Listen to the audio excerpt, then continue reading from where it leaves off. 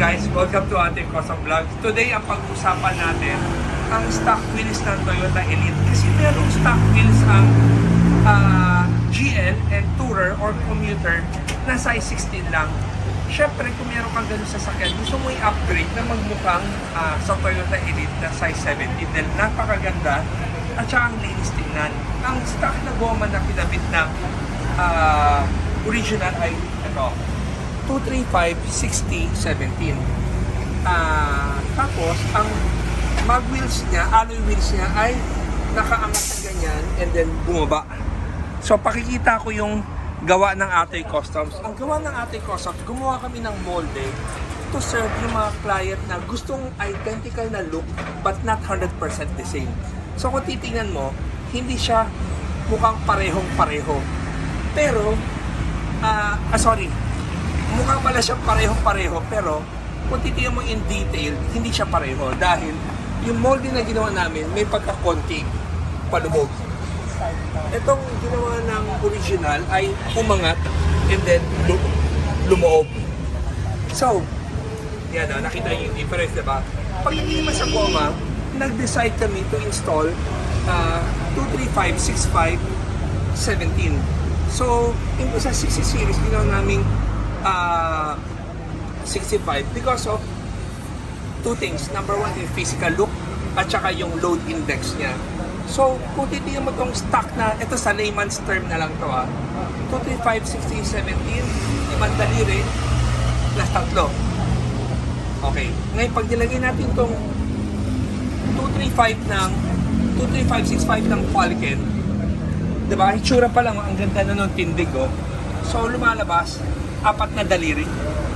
So, ang laki nung gap na kinover niya. So, kung tumatakbo yung sasakyan mo, ang ganda nung tindig if you use 65 series. Pero sa mga taong gusto pa rin na original look, pwede na naman nyo i-request sa amin ang 60 series.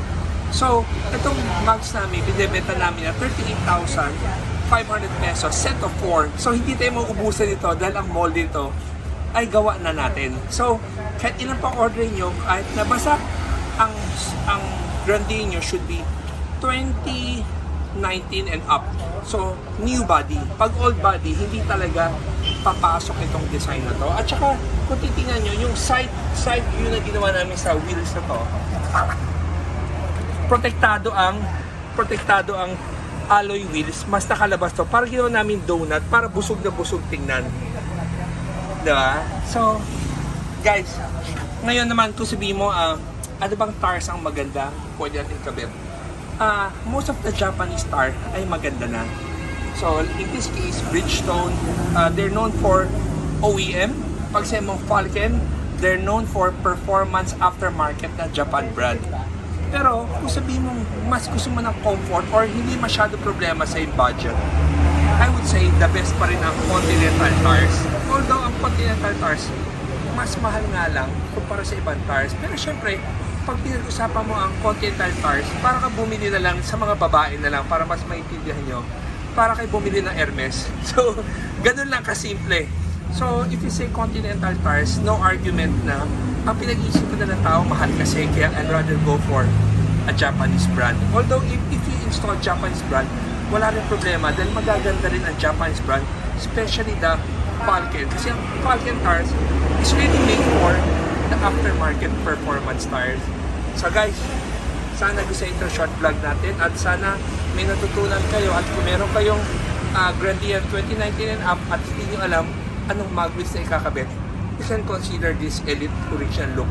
Pero pwede dito, meron din kami size 18 na para may pagka-Alphard inspired at saka may size 20 kami. Ito silipin nyo. Ito yun. Ito yung 18 namin. Ito yung 20 namin.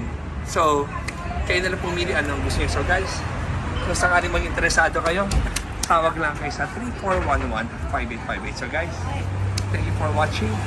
Again, every day is a blessing. Huwag yung sasayangin yung araw nyo na full of negativity. Dapat palitan nyo na ng positivity kahit na negative na harapan, nasa harapan nyo. So guys, thank you for watching and always remember, Jesus loves you.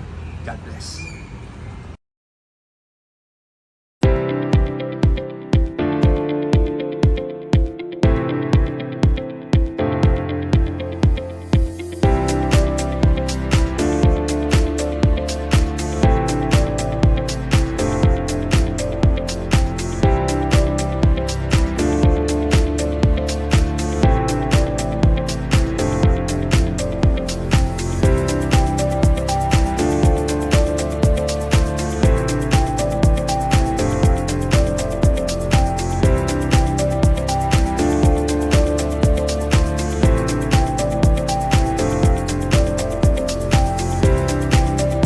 Guys, maging komportable sa biyahe, gumamit ng Atoy headrest. 100% Filipino product.